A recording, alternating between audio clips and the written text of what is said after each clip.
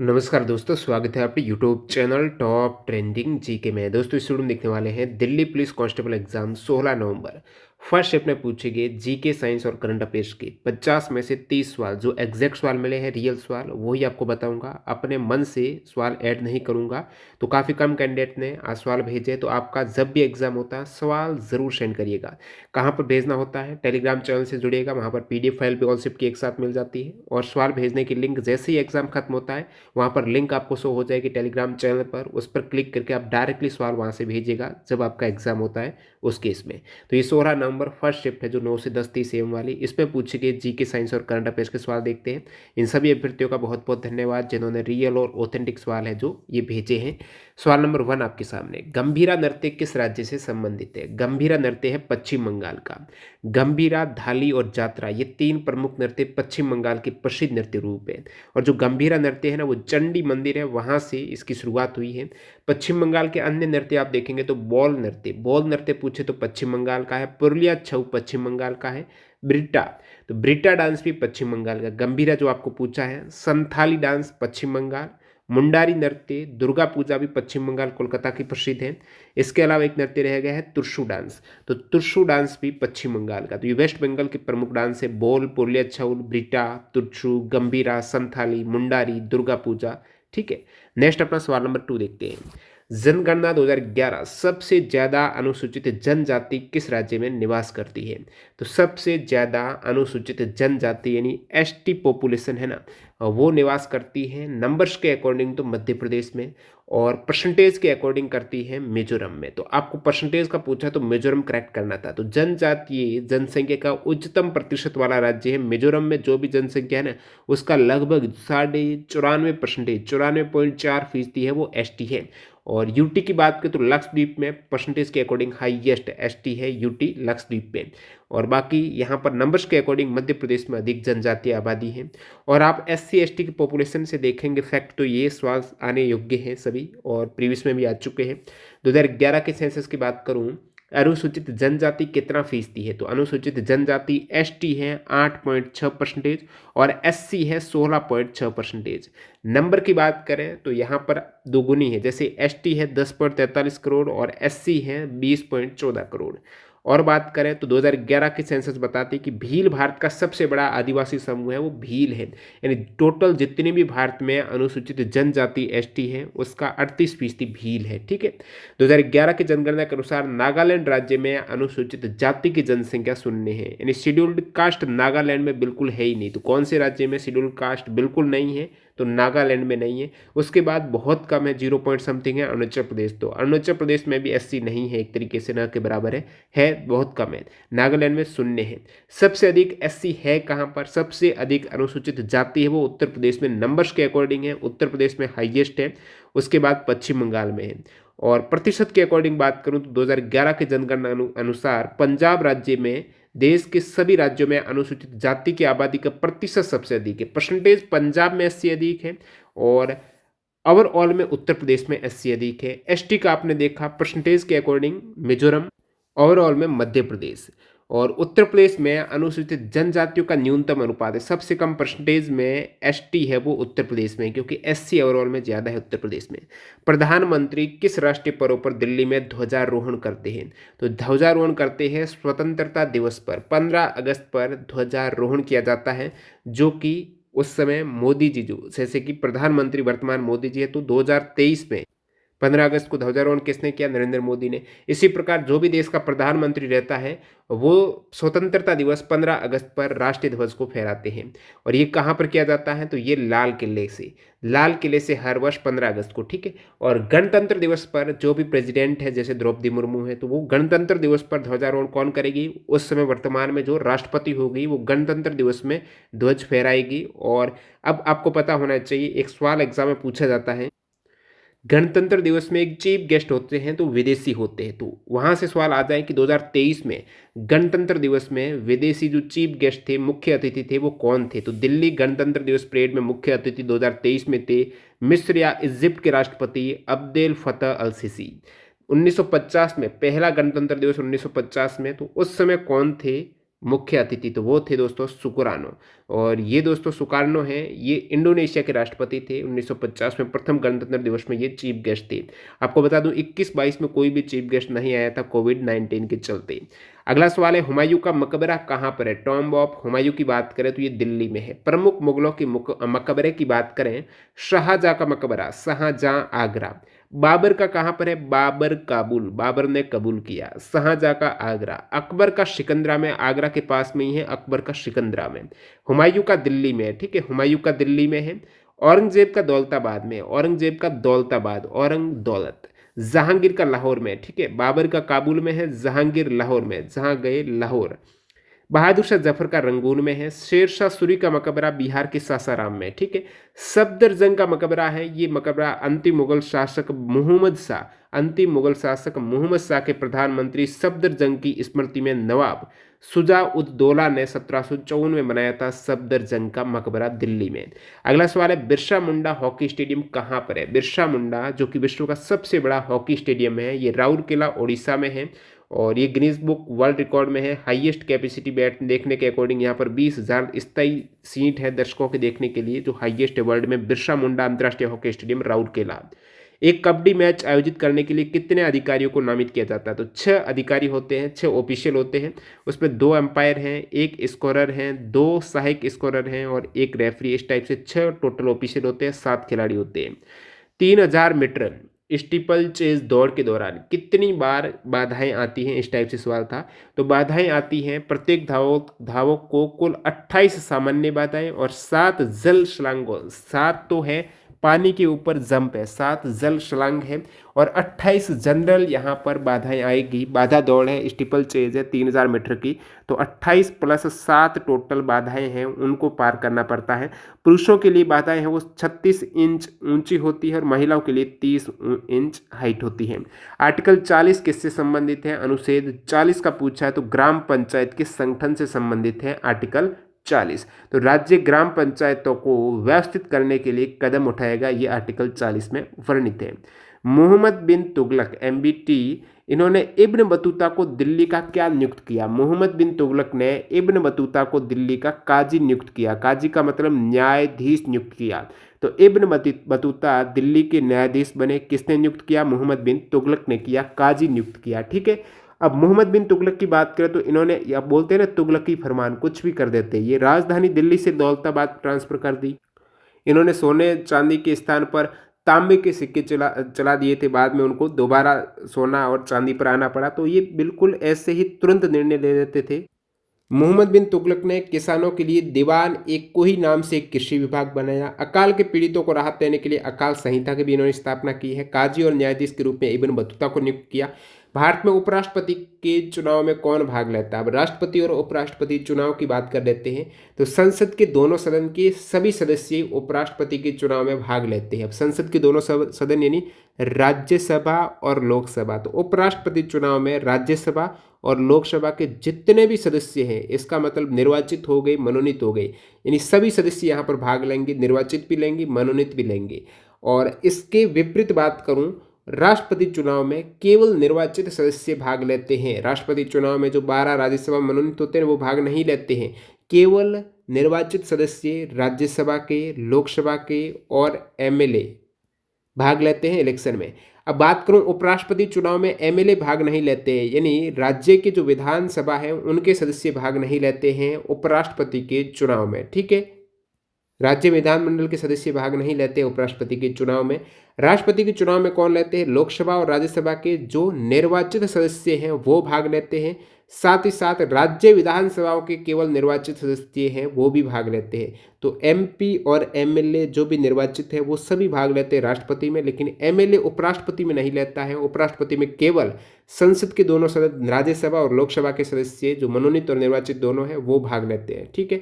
अब कोई डाउट नहीं है। अब बात कर लेते हैं, अगला अपना है भारत के राष्ट्रपति और उपराष्ट्रपति के पदों के लिए। ये एक फैक्ट देख लेते हैं। अभी हाल ही के एक एग्जाम में पूछा है TCS ने कि भारत के राष्ट्रपति और उपराष्ट्रपति के पदों के लिए चुनाव लड़ने वाले उम्मीदवार को कितनी सुरक्षा सिक्योरिटी डिपॉजिट करना पड़ता है? तो भारतीय रिजर्व बैंक में उन्हें 15,000 रुपये की सुरक्षा जमा करनी पड़ती। कितने रुपए? 15,000 रुपये। और राष्ट्रपति और उपराष्ट्रपति चुनाव के लिए ऐसा नहीं डायरेक्टली कोई भी लड़ ले 15,000 देकर। राष्ट्रपति को प्रस्तावक के रूप में कम से कम 50 निर्वाचकों और अनुमोदक के रूप में 50 निर्वाचकों का सदस्यता लेनी होती है। यदि उम्मीदवार डाले गए मतों का 1/6 हिस्सा प्राप्त करने में विफल होता है तो जमानत राशि जब्त हो जाती है। टोटल जो भी वोटिंग है उसका 1/6 वो वोटिंग नहीं प्राप्त कर सकता है, तो 15,000 रुपये जो सिक्योरिटी डिपॉजिट है ना, वो उनकी जमानत हो जाएगी। हाफ गर्लफ्रेंड पुस्तक के लेखक कौन है? हाफ गर्लफ्रेंड पुस्तक के लेखक है चेतन भगत। चेतन भगत की अन्य पुस्तकें आप देखेंगे, 5 point someone, two state the story of my marriage, the 3 mistakes of my life, ये सभी चेतन भगत की पुस्तकें हैं। पंच जगत प्रणाली किसने दी थी? पांच जगत प्रणाली RHV टेकर ने। कब? 1969 में। पंच जगत प्रणाली 1969 में RHV टेकर। पांच जगत कौन सी? मोनेरा, प्रोटिस्टा, फंजाई, प्लांटी और एनिमिलिया। ठीक है, 1969 में RHV टेकर ने। आपको पूछ ले जीवों के वैज्ञानिक नामकरण की पद्धति द्विनाम पद्धति है। इनके जनक है कार्ल लीनियस। लीनियस को आधुनिक वर्गीकरण प्रणाली का पिता कहा जाता है। 3 जगत पद्धति दी थी अर्नेस्ट हेक्कल ने 1866 में। सर्वप्रथम अरस्तु ने जीव जगत के 2 समूह वनस्पति और जंतु जगत में बांटा था। अगला सवाल है, ओपन एंड ऑटोबायोग्राफी किसकी आत्मकथा है? खिलाड़ियों की आत्मकथा से लगातार सवाल आ रहे हैं। यहाँ पर एक विदेशी खिलाड़ी है, टेनिस खिलाड़ी आंद्रे अगासी, इनकी आत्मकथा है ओपन एंड ऑटोबायोग्राफी। तो आंद्रे अगासी की ये आत्मकथा है, 2009 में पब्लिश हुई थी। फुगड़ी लोक नृत्य है, ये किस उत्सव के दौरान किया जाता है? तो गणेश चतुर्थी त्योहार के दौरान फुगड़ी लोक नृत्य गोवा और महाराष्ट्र राज्य में वहाँ की महिलाएं हैं, जो कोंकण के कुछ समुदायों की महिलाएं करती हैं। नाबार्ड संबंधित गलत स्टेटमेंट पूछा था। नाबार्ड की फुल फॉर्म है national bank for agriculture and rural development. आप एक बैंक का वीडियो देखना, बैंक का वीडियो, बैंक टॉप ट्रेंडिंग जी के सर्च करना, बैंक टॉप ट्रेंडिंग जी के। बैंक से संबंधित जितने भी फैक्ट है जिसमें नाबार्ड वगैरह सब कुछ मैंने इंक्लूड किया है, वहाँ से सवाल बन रहे हैं। एक सवाल आ ही रहा है तो वो पूरे देख लेना, वेरी इंपॉर्टेंट है। उसमें RBI के बारे में पूरा इंक्लूड है, बैंकों का राष्ट्रीयकरण है, विलय है, और भी बैंकिंग टर्म है, UPI वगैरह, IFSC, इनके बारे में भी बताया है। तो सारा कुछ वहाँ पे इंक्लूड है, लेटेस्ट एग्जाम पैटर्न को ध्यान में देते हुए। नाबार्ड संबंधित गलत कथन कौन सा है? तो राष्ट्रीय कृषि और ग्रामीण विकास बैंक है नाबार्ड। इसका हेडक्वार्टर मुंबई महाराष्ट्र में। इसकी स्थापना आपको पूछे तो 12 जुलाई 1982 में नाबार्ड की स्थापना की गई, 12 जुलाई 1982 को। अब पूछ ले किस समिति की सिफारिश पर इसकी स्थापना की गई? तो वो है दोस्तों शिवरामन समिति की सिफारिश के आधार पर राष्ट्रीय कृषि और ग्रामीण विकास बैंक नाबार्ड जो एक्ट है 1981 है उसको लागू करने के लिए 12 जुलाई 1982 को नाबार्ड की स्थापना की गई। शिवरामन समिति, ध्यान रखना है। इसका ओनर कौन है? भारत सरकार का वित्त मंत्रालय के अधिकार क्षेत्र में है। अध्यक्ष वर्तमान में बात करें तो श्री शाजी केवी वर्तमान में 7 दिसंबर 2022 से अध्यक्ष है। नाबार्ड के कार्य में संवर्धन और विकास, पुनर्वित्त पोषण, वित्त पोषण, आयोजना और अनुप्रवर्तन एवं पर्यवेक्षण नाबार्ड के प्रमुख कार्य हैं। नेक्स्ट अपन बात करते हैं दर्पण एकेडमी ऑफ परफॉर्मिंग आर्ट्स के सह संस्थापक कौन है? दर्पण एकेडमी ऑफ परफॉर्मिंग आर्ट। तो ये जो मैंने एक वीडियो बनाया था, जो पद्मश्री या फिर पद्म भूषण विजेता जो डांसर है, क्लासिकल डांसर है, उनका मैंने ये मृणालिनी साराभाई का बताया कि ये दर्पण एकेडमी की को फाउंडर है। तो मृणालिनी साराभाई हैं, दर्पण एकेडमी के सह संस्थापक हैं। अहमदाबाद गुजरात में अकादमी की स्थापना हुई 1949 में। तो मृणालिनी साराभाई और उनके पति विक्रम साराभाई, ये दोनों फाउंडर है दर्पण एकेडमी और परफॉर्मिंग आर्ट जो अहमदाबाद गुजरात में है। मृणालिनी साराभाई पद्म भूषण 1992 और पद्मश्री 1965 है, इन्हें मिल चुका है। एक टैरिफ का सवाल था, तो ये गेट है। टैरिफ और जो ट्रेड है ना, टैरिफ और व्यापार पर सामान्य समझौता, general agreement on tariff and trade. तो ये कब लागू हुआ? ये एक तरीके से 1 जनवरी 1948 को लागू हुआ। हस्ताक्षर इस पर 30 अक्टूबर 1947 को किए गए जेनेवा स्विट्जरलैंड में। ये एक कानूनी समझौता है जिसका समग्र उद्देश्य टैरिफ या कोटा जैसी व्यापार बाधाओं को कम या समाप्त करके अंतर्राष्ट्रीय व्यापार को बढ़ावा देना। कौन सा मौलिक कर्तव्य नहीं है, कौन सा फंडामेंटल ड्यूटीज़ नहीं है? तो 11 वर्तमान में फंडामेंटल ड्यूटीज़ हैं जो आर्टिकल 51 क में भाग 4 क में उल्लिखित है।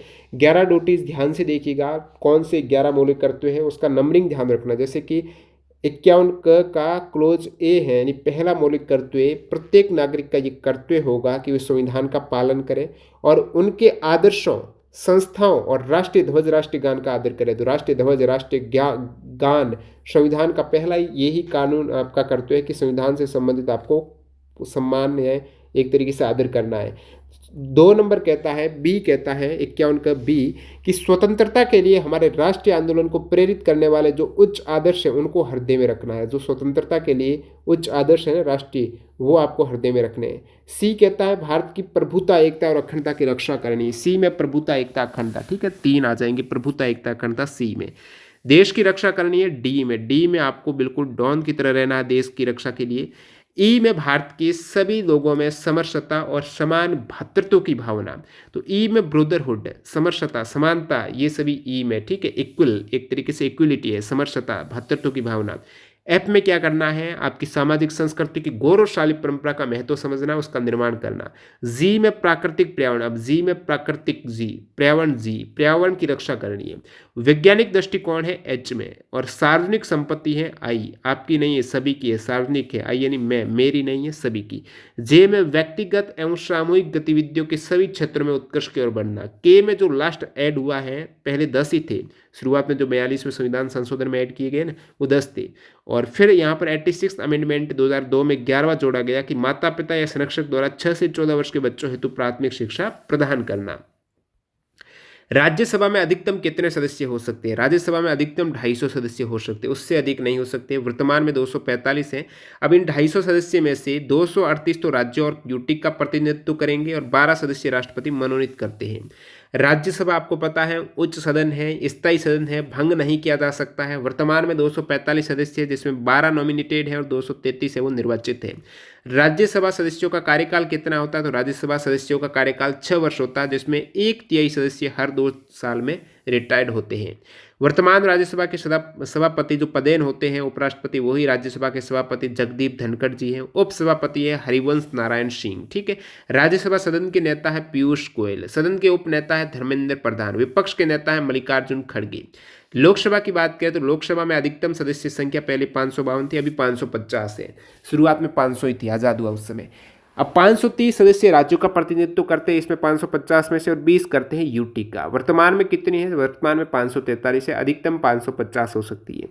ताजमहल स्मारक को प्रदूषण से बचाने के लिए, ताजमहल स्मारक को प्रदूषण के बचाने के लिए जो ताज ट्रेपेजियम जोन है, TTZ, ताज ट्रेपेजियम जोन, ये ताजमहल के चारों ओर कितने वर्ग किमी का एक परिभाषित क्षेत्र है?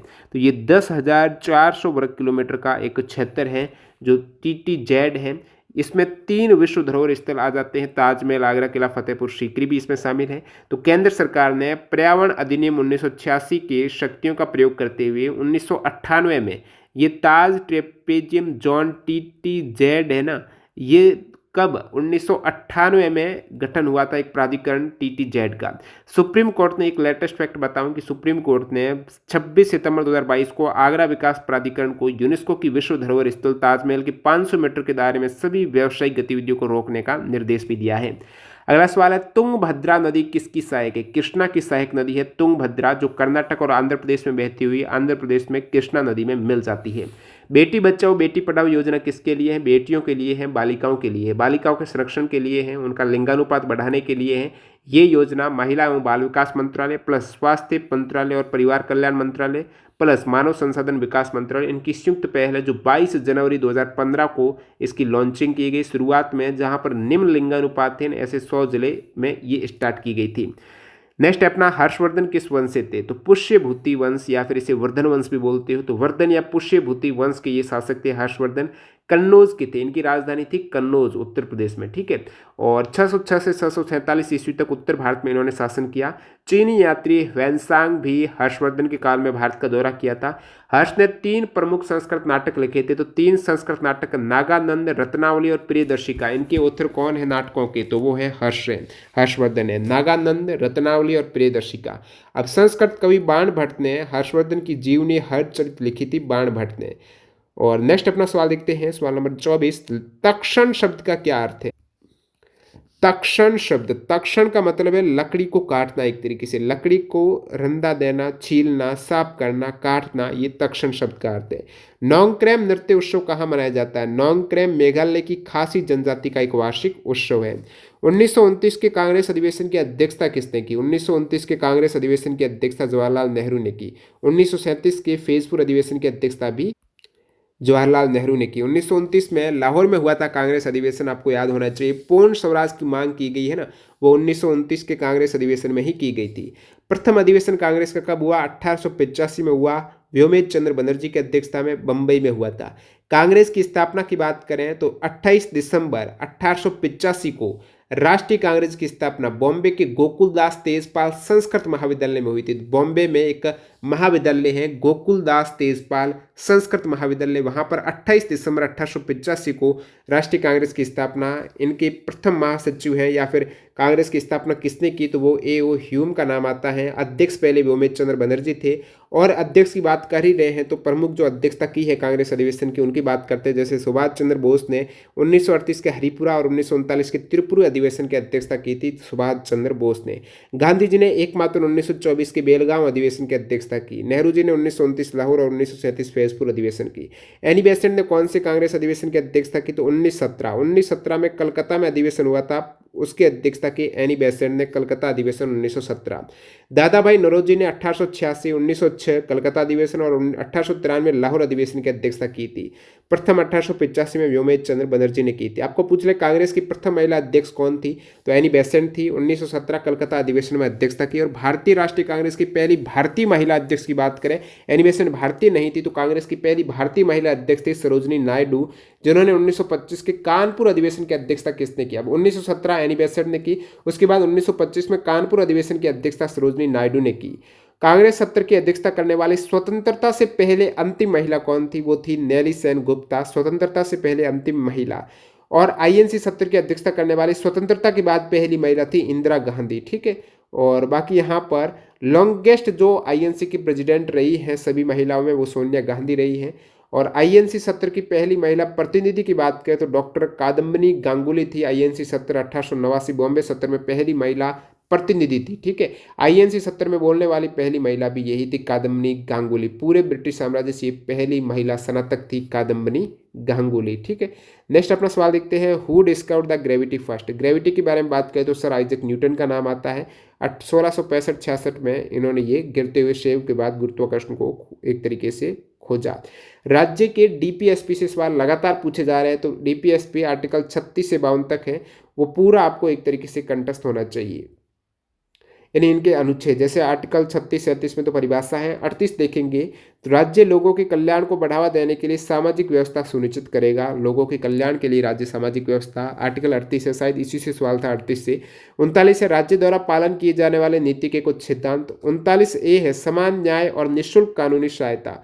निःशुल्क कानूनी सहायता आर्टिकल 39 ए में ये सवाल है, वेरी इंपॉर्टेंट है, अभी हाल ही के CHSL एग्जाम 2023 में आया था। 39 ए है, समान न्याय और निःशुल्क कानूनी सहायता। 40 का जो आपको पूछ लिया है, ग्राम पंचायतों का गठन है। 41 में ये ऑलरेडी पूछा हुआ है, काम शिक्षा और सार्वजनिक सहायता का अधिकार 41 है। 42 में मातृत्व राहत है, ये आपका पूछा हुआ सवाल है। 43 में श्रमिकों के लिए जीवन निर्वाह मजदूरी है, पूछा हुआ। 43 ए में उद्योगों के प्रबंधन में श्रमिकों की भागीदारी। 43 बी में सहकारी समितियों को बढ़ावा देना। 44 में समान नागरिक संहिता, ये भी आ चुका है। 45 में निःशुल्क एवं अनिवार्य शिक्षा का प्रावधान है। 46 में अनुसूचित जाति, SC ST और जो कमजोर वर्ग है उनके शैक्षिक और आर्थिक हितों को बढ़ावा, आर्टिकल 46 में। 47 में इंपॉर्टेंट है, पोषण स्तर और जीवन स्तर को ऊपर उठाना। सार्वजनिक स्वास्थ्य है वो 47 है। ठीक है, सार्वजनिक स्वास्थ्य 47। 48 है, कृषि एवं पशुपालन 48 है। 48 ए है, पर्यावरण की सुरक्षा है। 49 में राष्ट्रीय महत्व के स्मारकों और स्थानों तथा वस्तुओं का संरक्षण। 50 में न्यायपालिका को कार्यपालिका से अलग करना। और 51 में क्या, अंतर्राष्ट्रीय शांति और सुरक्षा को बढ़ावा देना। तो इस टाइप से आपने देखे ये लगभग 50 में से जो ऑथेंटिक सवाल मिले हैं। काफ़ी सवाल जो नहीं मिले हैं वो आप कमेंट सेक्शन में बता सकते हो, मैं PDF में इंक्लूड कर दूंगा। वीडियो पूरा देखने के लिए आपका बहुत बहुत धन्यवाद। मिलते हैं ऑल शिफ्ट की वीडियो के साथ। आपको नाइट को 9-10 बजे के आसपास ऑल शिफ्ट का वीडियो मिल जाएगा। PDF फाइल के टेलीग्राम चैनल ज्वाइन करना है, लिंक डिस्क्रिप्शन बॉक्स में। धन्यवाद।